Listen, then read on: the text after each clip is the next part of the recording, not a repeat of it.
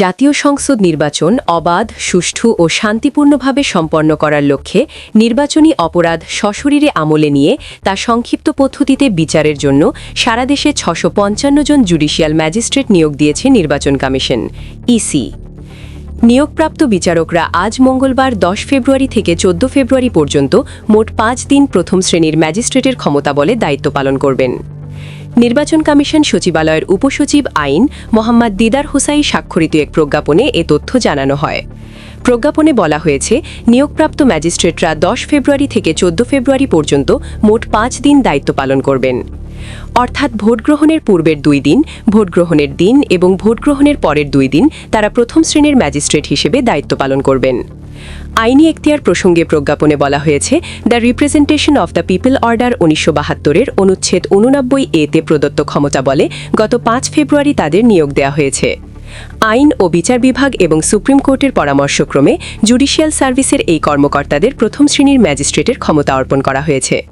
তারা মূলত নির্বাচনী অপরাধসমূহ যেমন ভোটদানে বাধা প্রদান, কেন্দ্র দখল, বিশৃঙ্খলা সৃষ্টিসহ বিভিন্ন তফসিলি অপরাধের ক্ষেত্রে the code of criminal procedure ১৯৯৮-এর ১৯০১ ধারা অনুযায়ী তাৎক্ষণিক বিচার, সামারি ট্রায়াল কার্য পরিচালনা করবেন।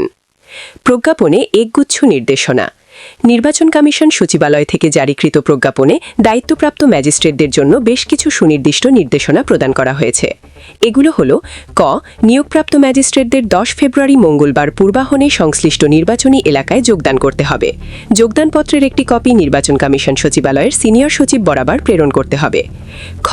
দায়িত্ব পালনকালে কোনো নির্বাচনী অপরাধ বিচারার্থে আমলে নেওয়া হলে তা সামারি ট্রায়াল বা সংক্ষিপ্ত পদ্ধতিতে দ্রুত নিষ্পত্তি করতে হবে।